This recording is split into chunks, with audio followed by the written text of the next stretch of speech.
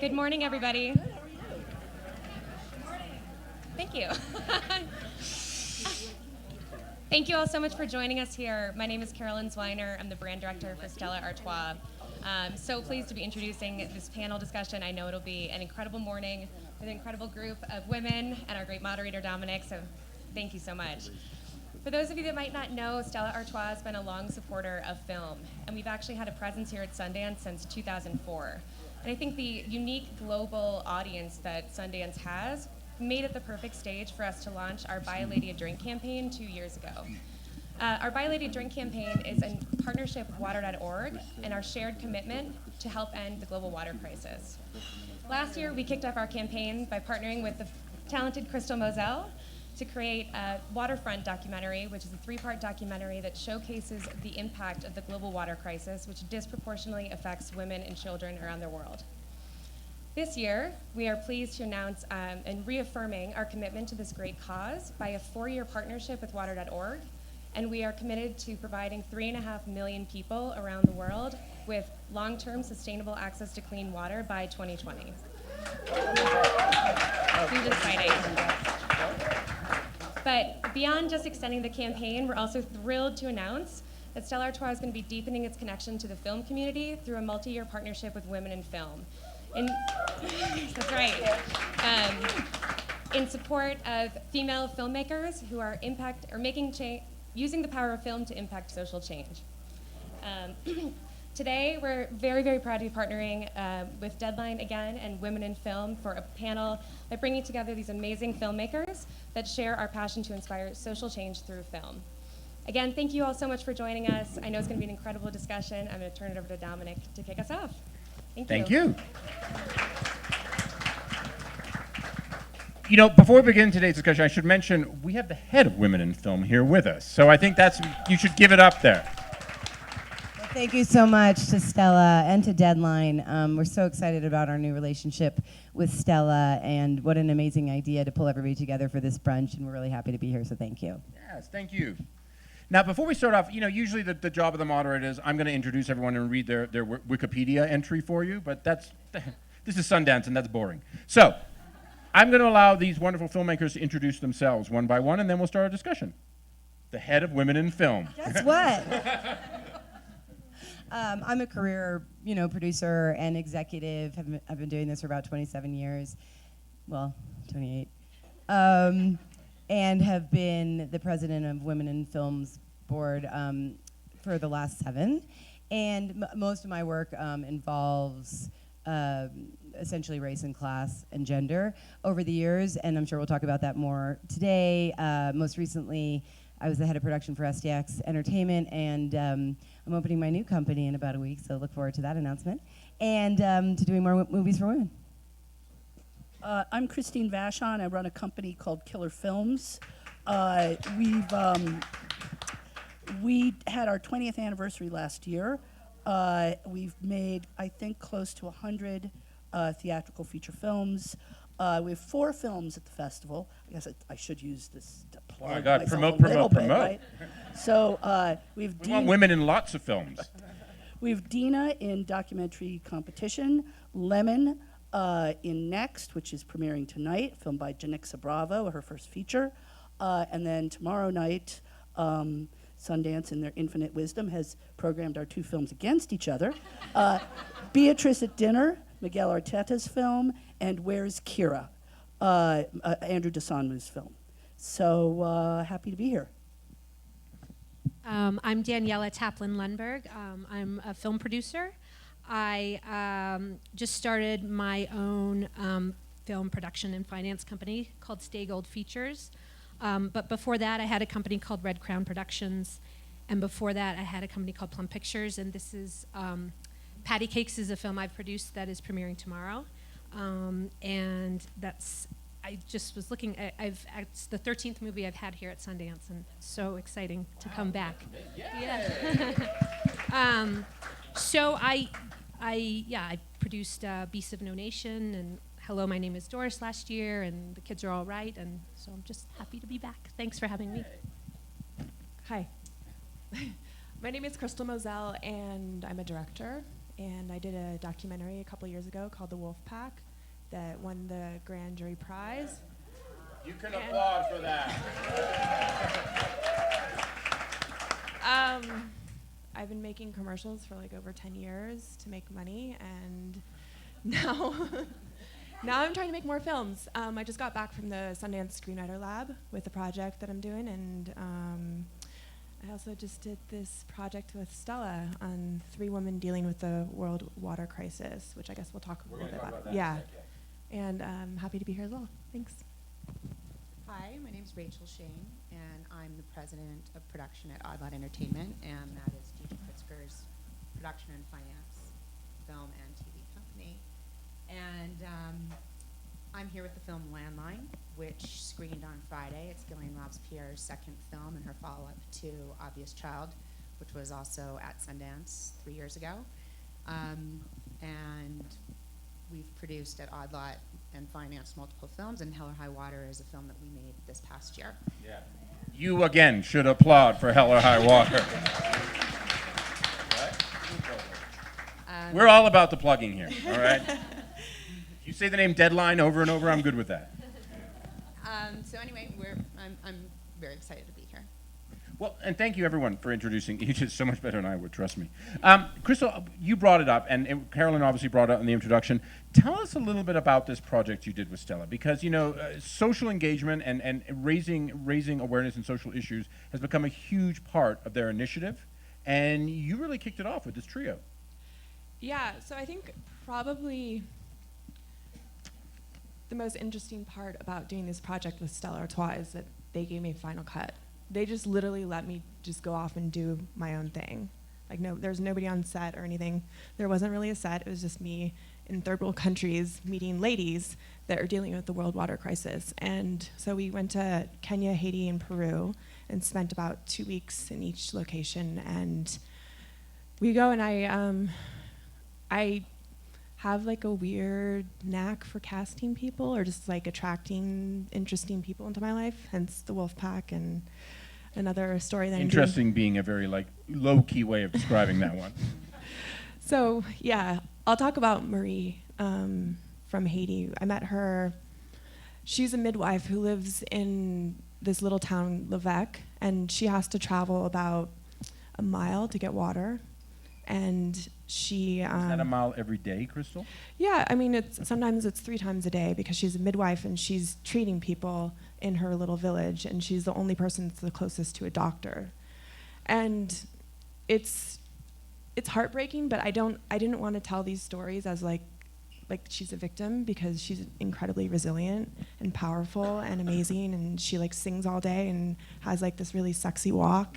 And she's like an incredible character, and that's really what kicked off the idea for this series. And it's just really a slice of life of these women and what they deal with every day, and every single, there's so many different issues with getting water. Like it's a very complex situation, and I guess we just want these films to be able to kind of show you the different parts of the world and how difficult it is for these women, but also how resilient they are. Crystal, before you started work on Waterfront, what was your awareness of the global water crisis? I didn't have a lot of awareness, and it completely changed my life and opened my eyes to an issue that I think is probably the biggest issue on our planet. And a basic need, water. And so as a filmmaker going forward, how will this inform your work? I mean, I think that I kind of made a rule that whatever project I work on has to have some sort of social issue, something to teach people, or where we can open people's eyes. And even on commercial projects, like I've made that rule as well. So, it's Christine, eye-opener. There has been, and I don't want to go down the rabbit hole of the past year, because everyone has an opinion about it and we can all go about it forever, but obviously politics and the change that we're seeing in our culture here in America and around the world is a topic that are on many people's minds. As a filmmaker, how do you assess how you bring those issues into your work, or do you? You just let the work speak for itself? I mean, it's tricky. I think, look, I don't want to make spinachy movies because I don't think people want to see them. I was talking to the two young filmmakers who won the Horizon Award yesterday, and talking about them as women, both women of color, like going forward, the kinds of stories they were going to tell. And to your point about what do we do now, I was really thinking back to the early 90s, and when I really started making movies, it was right in the middle of the AIDS crisis. And it was very much the kind of stories we were telling came very much out of that sense of, if we don't tell these stories, nobody will, and we can't ask for permission anymore. We just have to figure it the fuck out. And I feel that now from a lot of younger filmmakers who are feeling like, I have to make my voice heard. And of course, as a company that's been around for a long time, what we've always tried to do is just, walk that delicate line. I mean, I'm sure everybody up here has too. Of like, how do you make movies that are commercially viable, but that still, have something, have teeth, and can provoke, and really make you feel like that they're really about something. I mean, yesterday at the rally, Kim Pierce was talking about Boys Don't Cry, and it's really crazy to think that film is 19 years old. That's amazing. Really? 17. I think it's actually a little older. I think it's an adult now. Well, she's probably here, and she said 17. Daniela, with Beasts of No Nation, I mean, this was a film that literally was through the eyes of a child, and when you make a film like that, there's a lot of people who watch that film because of Carrie and because of Idris, and that is what it is. But telling that story, how do you find a way? I'm always interested because I don't think anyone, well, maybe some people do, but I don't, enjoy the tub thumping. Like I get it. This is what you believe politically, and this is where you are. That's a conversation that you can have in 5 minutes. How do you tell a story where you're taking a point of view in terms of the world we live in, especially in terms of social activism, and how do you tell it in a way in which you bring the audience into it? Christine sort of touched upon something that is so important for us as producers, male or female, which is, I think everyone up here wants to tell a unique story and tell a story of something you haven't seen or open people's eyes and make a positive impact. And I think that's probably what drives so many of us. But the other side of that is making sure people go see that movie, because our industry is a business as much as it is an art. And so for Beasts of No Nation, that was just a script. When I read it, I had never seen anything like it. I had never read anything like it. And Carrie was a filmmaker that I thought had one of the most unique perspectives that I had seen in a long time. But that movie didn't get made for many, many years. It wasn't a commercial prospect. I mean, the lead is a child soldier. So you have to be really smart about that. We made that for a very modest budget. Carrie was very much on the rise and someone that people were very interested in hearing from. He had just come off of True Detective. And Idris Elba was also someone who people were really interested in seeing. But we knew if that movie wasn't excellently executed, no one would care. So I think that's the constant struggle for us, finding films that feel like they're telling stories that haven't been told, but that feel commercial, that not only the people here are going to see, but like the people across America are going to see. Did you find, I mean, one of the things about Beasts is, of course, it was one of the first feature films, if not the first, wasn't it, on Netflix? Yeah. What did that have? Do you think that was an advantage for you guys? Definitely. I mean, in retrospect, and I'm being very honest here, but I don't know if Beasts had had a traditional theatrical release, if it would have made the impact that it did. Netflix got behind that movie in a way that most movies do not get. They did it. It put all its support behind it. You saw it on every bus, on every TV. I mean, it was just in your face. And I'm so grateful to them, because we as producers don't get the luxury of that very often. Kathy, do you feel, and I ask you this both in your capacity in women in film and also your capacity as a filmmaker, do you feel that the change we've seen in all the platforms, and actually this is open to everyone in many ways, the changes in platforms, the multitude of platforms, 4 years ago, Amazon and Netflix weren't walking around here with checkbooks. It was like, and 10 years ago, a lot of films that were shown here, we're lucky if they got a couple of showings down basically in the Village, in NYC, a couple of showings out in LA, and maybe in San Francisco. And that was kind of what kept the indie circuit going, and then college towns. How have the changes in platforms, how do you think that's changed the role and the access that women have to making films today? It's a really good question. I think, probably first we have to look at how the change in platforms is affecting the industry overall, which is here to stay, is the best way I can say it. We're coming to the end of one era of theatrical and coming into another one, and which isn't to say there won't be ways and to keep having some theatrical experiences, however that shakes itself out, and I have opinions on that, but not really our subject. But I think you can go for it. No, it's okay. There's no question that we're in a big sea change. I see it as a very, very good thing as it regards access to content for audiences. I'm not so sure I see it as quite as good of a thing for filmmakers.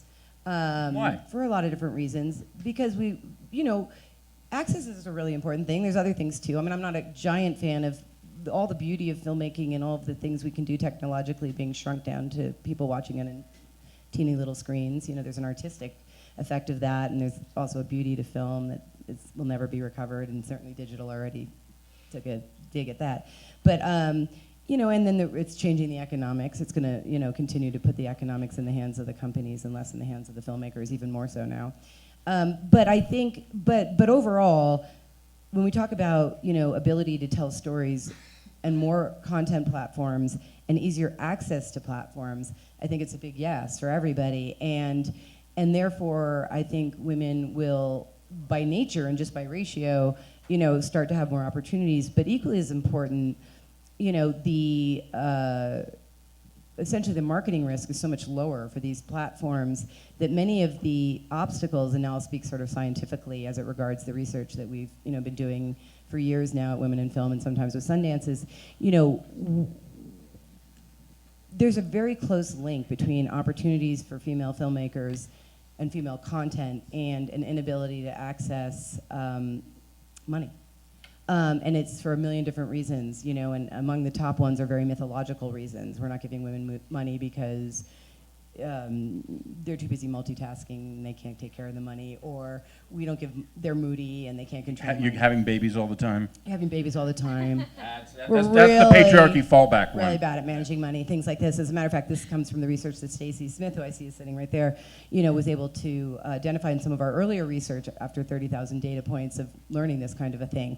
And so what I'm trying to say is that, the fact that the intersection point from an economic standpoint is less brutal in terms of the amount of money that needs to be spent in marketing, that will increase opportunities for women because financial risk essentially is going down for these kinds of companies. They're just not clunky. What's great about Netflix and Amazon and Hulu and more is, their business models make more sense for them and therefore for us because they're just not fighting against this marketing system. The fact is that the studios spend so much money for so little effect. I did a movie this year called The Edge of 17. I don't know if people have seen it. And I think, and it's amazing. This is a movie that, and I'm speaking on behalf of the great creative team, not myself, but I just want to make a point. A movie that could be at 100% on Rotten Tomatoes, I don't think it's even been below 96 ever, that is, and with, Annie, you are amazing at math, aren't you? What? You're great at math. And no, but the point being that a movie like that, and a Directors Guild nominations and Golden Globe, whatever, but not seen. I'm going to be honest. Well, and I know, and I don't know if I'm totally free to say, but the studio, spent, let's just say the number was above $25 million on P&A. And when you think about a movie that was made, for approximately $10 million, that was made for approximately $10 million, that then has that kind of a spend that makes no impact on the box office, even though it's critically reviewed that way. First of all, I could criticize the studio's plan, but the bigger point is, look, that is a really hard situation for any business to be in. And wish the movie had come out, frankly, on Netflix or Amazon, because I believe, teenagers all over the world and everyone that remembers what it was like would have seen Haley Steinfeld's performance and been as blown away as the critics who saw it were, and the people who didn't. I'm glad some of you managed to get yourself, to see it. But this is and that was a first-time female writer-director who's also the only woman nominated for a DGA award this year. Thank God for Kelly. But what a weird circumstance. So I think the trend will help. That was the longest answer to a relatively Great. short question. It was a great answer. You guys should applaud. Come on. No. Should always leave these panels with a couple of things. I was at this panel at Sundance. Let me tell you. Do you know what's happening with the P&A and Mercedes? Yeah. Rachel, I mean, for you, Kathy brings up an interesting point, which is, for all our discussion about gender and social activism, there's also a generational discussion that's happening here, which is that the different generations of women and men, and they're just viewing film differently. Right. How does that impact on the kind of projects that you work on and the kind of where they end up? To speak to what Kathy was saying, I embrace the technology. I think it's here, and I think it's a benefit to filmmakers, actually, at the end of the day. I'm telling her to hold her mic up to her face. Can you hear me? Rachel, I feel like a little bit of a mentor, but I want them to hear your beautiful voice. But if we speak about Landline, and that was a film that we got behind, female director, writer, producer. Our company, Odd Lot, is run by women, and it was very important for us as, a driving force. But the content, if you look at it, it's Jenny Slate, who appeals to very young women. A newcomer, Abby Quinn, who is amazing, and you should watch out for her. She just turned 21, but she plays 17-ish. And I think that a youth audience is going to be very interested in seeing them on their home screen. That I did a movie last year called Hello, My Name is Doris with Roadside Attractions, which did such a good job. That movie was like a little $1 million movie, and it did, $15 million at the domestic box office, which is like a really good thing for a little tiny movie like that. And I think really the reason for it was targeting the blue hair audience, which just, they go to movies in a very traditional way. They look at the newspaper. They find that 3:30 listing. They go to that 3:30 listing, and they are not, downloading on their phones. And that's a very different model than Landline, And so it really does depend on your film. If you're targeting an older audience, they're going to see movies more traditionally. But kids are not going to the theaters, unless it's Batman. They're really just going to download it or watch it on Netflix. But it also begs the question then, as a producer, when you're considering a project, is to really interrogate what makes something theatrical. Exactly. And that's, Yep. when we first started out, everything was theatrical. It wasn't anything That's else. So, but now that question really, like, what, I don't know, for you, what makes something have that thing that will make people Go to leave their the theater. homes? Yep. I mean, right. a good example, I'd say, is Still Alice, which kind of could have gone either way. Yep. And in fact, when we were trying to get it financed, there was a lot of like, oh, it's a disease of the week movie, or like you should be pitching to TV, and we bet on that performance, that Right. performance would be so strong that everyone would want to be part of the conversation. That's right. I feel like in some ways, even Christine, you talk about gauging what is theatrical. Like, Yeah. I think we're reaching the point now. I've said it too many times probably, but just if you look at, I remember when I first started coming to Sundance. Sundance was, you knew what it was. Yep. In the past couple of years, it's getting close to the point where there's almost as much TV here as there is films. ABC is debuting a half-hour sitcom here, in I think tomorrow, Downward Dog. There's a mid-season replacement. At the same time as maybe Sundance needs to reconsider calling itself the Sundance Film and Television Festival, what actually is, like, I hear people from Netflix saying, oh, we're doing a TV series. It's like, well, what does that mean anymore? Right. Is a TV series something that's on a network that runs for 22 episodes over the fall that my grandma and I watch? Or is it 6 episodes that's on Netflix that all goes up at once? Or is it 9 episodes on Hulu? And what's a movie? Well, it's more like it describes the format rather than the platform now. Yeah. That's right. And Crystal, Wolfpack felt, I remember when I saw it, it felt like, oh, she could make a TV series out. This has got TV written all over it. With the boys? Yeah. Yeah. You know, and no, but to that sense is, you know, it's like, as, If you want to wrangle them, yeah, do it. Not my job. No, But, and you did an awesome one, so why would I? But the thing is you could have, like, I looked at that and I thought this could have been a 6-part television series. Yeah. You know, like, how do you decide what the format is in a universe where that format is really, Yeah. give us the content and then tell us how to put it out. Wolfpack actually did really well in theaters, but our main demographic of people coming to see our film was actually middle-aged moms. Yeah. And that's like our following. Because they go see movies. Hey, Crystal, just so, I'm sure, just describe briefly what Wolfpack is for people who haven't seen it. The Wolfpack is about 6 brothers that grew up in New York, completely isolated from society. Their only window to the world was movies. Their dad kept them in the house, and they started reenacting films with homemade costumes and sets out of cardboard and various things. And it's amazing. It is amazing. And it's amazing. Christine, sorry, you were going to say something? No, I thought- I was going to say something about this this decision-making process, but first, and sort of also the crossover women thing. So I was just going to talk about another film that I did this year called Bad Moms. I think was Struck a chord, I guess. okay, and that is a perfect segue, because here's what I'm going to say. Because I think it's really important for women. I still think there's a big opportunity theatrically for eventized films. Yes. And everyone thinks an eventized film can only mean, not everyone, sorry, but people think an eventized film means Superhero. it has to be a superhero film. And what I wanted to point out is, you know, commonality of experience can also be eventized. And, you know, when you were talking about earlier on, like, what makes you choose a film, if it's going to be political or not or whatever. See, for me, I'm like a pretty political person, and I wait to read things that ring true for me in my politics, but that will be commercial.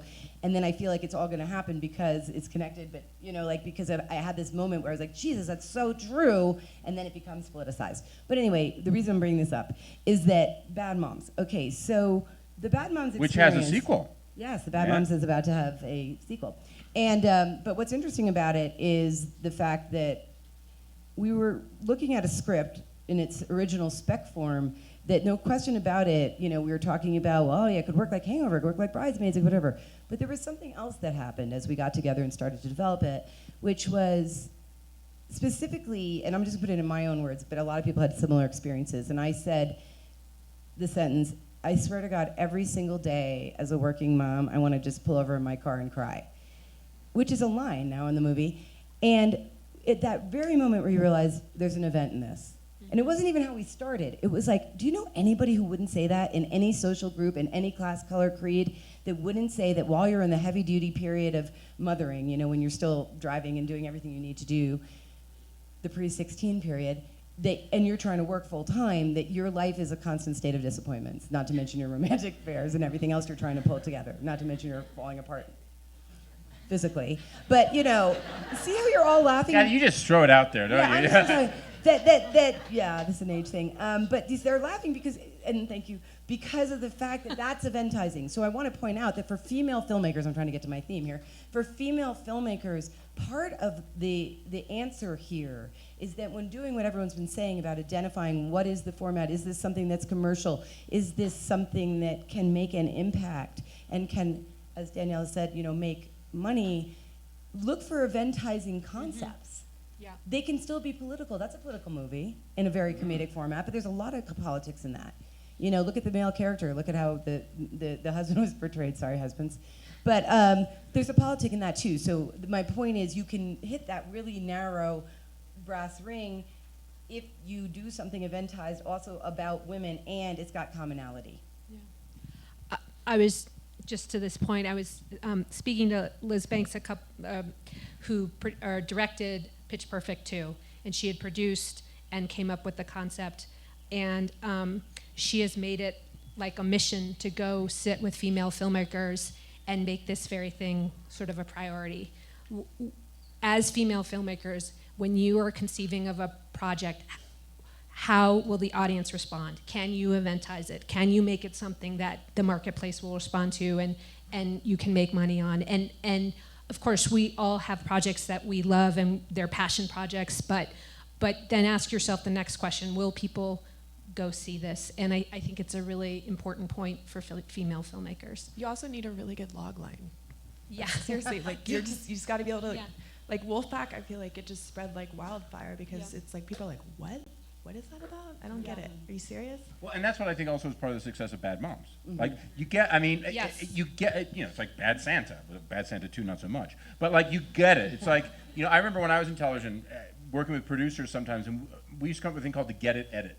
Yeah. Because you'd sit in there with a producer, they'd be like, I don't get what this is about. And they're like, okay, so we used to put up a slate. Like, Yeah. and then blah, blah, blah, blah, blah, happened. They're like, and you hear them back, and I get it. I get it, right? And I think that that works with film, because I Yes. think in today's society, the way that information is so, information's a river, if not a hurricane most of the time. Right. And then the sources of which it comes from, to find somewhere where people go like, oh, I get it. Like, I remember that with Wolfpack. I was like, really? They're locked away all those years and they created their own movies? I was like, what is that? How does that work? You know, That's also like self-distinguishing storytelling. Like you Exactly. need original Yeah. ideas. Feels very fresh. Yeah. You know, one thing that we've seen a lot in the past couple of years is film has taken, and I don't really want to talk about it just in terms of political sense, but I will use Wolfpack as an example, is the ability of film, and it's not just centered on documentary, but the ability of film to capture a moment in time, to capture a state of time. And I wonder, you know, is that a product of our times? Is that a product of technology? Why are we're finding these stories now? Or, to talk to what you guys talked about earlier, is it like, well, look, Hollywood's making superhero movies that blow things up all the time. So we're making stories that are about, this is the story, these are people. And Christine, do you have any thoughts about that? I mean, you know, look, I guess you're talking about like that a lot of what we end up making is in some ways, you know, the alternative. Yeah. I'd You say, know- and I wouldn't even say so much. It's the precision. It's intimate and it's close. Right. And you feel I it. mean, that's the result of a lot of different things. I mean, character-driven drama is what we know and love. You know, we do a lot of female-driven drama as well, and I don't necessarily think about, oh, this is going to be, you know, this is an alternative to the blockbuster. But, you know, sometimes that's what it is. But I think back also to the whole point of like what makes things theatrical. I think just to expand that a little bit, because I think it's interesting, is that we are now making movies that we know will probably have a limited theatrical life. And you touched on this a little bit, I think, about, you know, if you're making a movie for a younger audience, you know, usually they don't go to the theaters. You know, and our film Goat that was here last year had a very strong SVOD release, and because we knew that college students were only going to see it that way. Now, a lot of young filmmakers come in and talk to me, and they say, "Yeah, I want to make movies." I always say, "Who's your audience?" And they go, "My audience is art house, you know, theatrical and really young." And I'm like, "Those words don't go together." Yeah. You know. That's no such thing. But White Girl did pretty well theatrically this White year. Girl was bought by Netflix. They let us have a little theatrical window, and it actually ended up. I mean, I wouldn't say it did well because that implies a lot of cash, but it sat at the Angelica for almost 3 months. So yeah, that was it. It made a lot of noise. And what's interesting about Landline is it's cross-generational, and we have Jenny and Abby Quinn who are younger, but there's also Edie Falco and John Turturro, and you're really exploring their relationship and the universality of monogamy and divorce, and I think that can, you know, cross into theatrical where people of different generations will be interested. So that's our hope, at least. You know, and one of the things too is it's funny. You guys talked about it. You talked about sort of older people go to films, younger people download. But then, of course, there's the other issue of older people who can't get out of the house. You know, and statistics are showing that Amazon and Netflix have great appeal to them. Just like 15 or 20 years ago, seniors were some of the first people to get down with like email because, you know, that's the way they could tell their grandson in New Jersey like to come and visit more often. I wondered if with that. It feels like we're in an era where the rules, there just are no more rules anymore. You know, I think that what we know a little bit statistically, you know, and what you just said, I just want to speak specifically to that question. One of the things that you have to look at as a variable with older people is that, or specifically retired people, is that they actually have a different ratio of time to watch content. So they do both. They watch certain things at home, and they also like to arrange certain nights or afternoons to go out and see film. So I'm not so sure if that's a question of the demographic that because you have to deal with that time, the difference. Because young people see only one movie a month anyway, theatrically. Yeah. Is that even still current? Does someone know that, Stacey? I don't know if that is I don't current. even know if that's current anymore. That was current last year. I think I just But you gave know what the a prob- year-old statistic. That statistic I think gets thrown around because it gets averaged. But really what you have like January, February, March, and then you have June, July, August, and then down again, right? And then gets averaged across the So year. it's more about like It's the 10 movies a year. It's the blockbusters. It's the blockbusters. I mean, to your point, I think it is such a fluid and fluctuating market, and this market happens to be huge because Amazon is buying huge, and they just bought The Big Sick for $12 million, and great, they're opening up the floodgates, and that's great.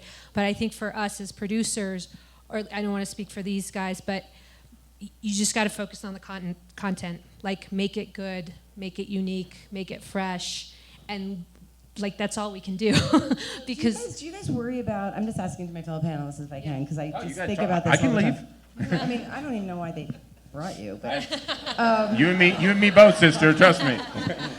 no, I'm just wondering if you guys have. I wake up sometimes with this kind of sweat about there's too much content. It's frustrating. It's everywhere. I can't make anything out of it. We're over glutting. Do you guys think about that? I mean, I know, for example, I have this discussion with Ted Hope all the time about how, every movie we make these days is not only competing against its peers, it's competing against the whole history of cinema. So why would you choose, to download this new cool movie when you could watch the complete works of Fassbender? So...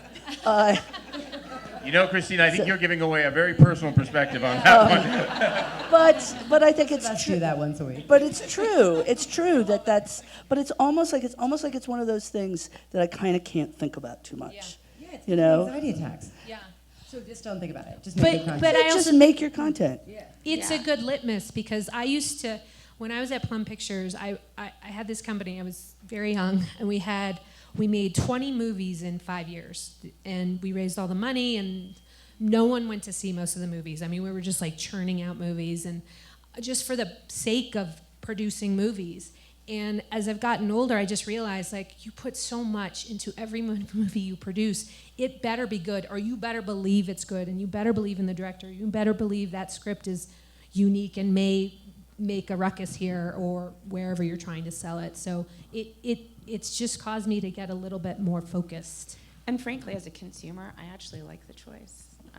I love it. So Crystal? I don't know. No one in America ever says, I don't know. I just make. She My focuses work. on her art. Right? That's your job. I binge watch things on Netflix too. But It makes you feel crazy though. Pardon me? It can make you feel a little crazy when you're binge Well, I watching. mean, I do. I mean, I think to Christine's point. I mean, the playing field isn't. You're not taking on, whatever's opening that weekend or whatever. Right. You are. You're like, I could watch this, or I could watch All About Eve. Right. Or I could watch the complete works of Fassbender. I mean, it's like, or not. Or I could watch 5 minutes of it and say, nah, actually, I want to watch All About Eve. Or I wanna could, watch or I Bad could Moms. just YouTube all day long. I mean, Yeah. it's not even only it's not even the movies. It's like everything in every way. And yeah, so anyway, I just wonder, for how long? I mean, I understand, like, Netflix and Amazon are gobbling up movies right now, like nuts in a bowl. I bet every one of us is making a movie for one of those two places right now, or at least is in business. Is anyone not in business with those companies right now? Oh, okay, well, all right, it's only a minute, don't worry. I mean, it's interesting. But Crystal will be, I bet. Yeah, you will be in a minute. Maybe I think next it's- week I will be. Yeah. It's just interesting. I'm just thinking about, like, Christine and I, who've been at this for the longest and have known each other for 800 years. Have you guys ever binged Fassbender together? Have we done that? I'm not sure, but we could. We could. I think we should do that because we've got a lot of free time lately. No, but I was going to say that the idea that if we were at Sundance, let's just rewind 20 years where we were both here, and we could rewind further. The idea that we'd be sitting up on a panel, with a group of women, but more importantly, I mean, not as importantly, that we were all talking about, Netflix and Amazon. I mean, it's so crazy. It's so crazy. That it couldn't have even entered. If somebody had said that a movie was, that something you made should go to television, you would have crawled under the table and cried Right. back then. And like you say about the content, now it's just But not even, as you guys said, not even television, but to my phone. well, Like we waiting at didn't an have them. airport. we I mean, I know I got.